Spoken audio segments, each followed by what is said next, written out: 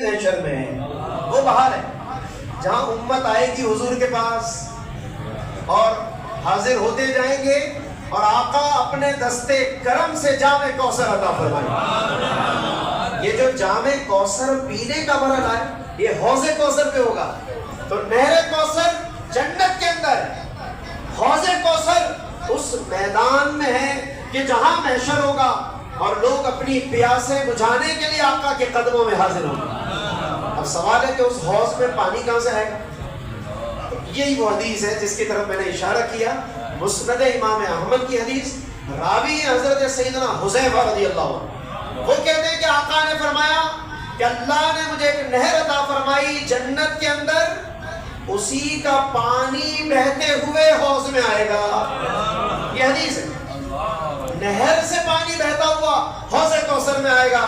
پانی ایک ہی ہے، اور نہر میں بھی وہی ہے، حوض میں بھی وہی ہے۔ تو کبھی آقا نے اس کی طرف توجہ کی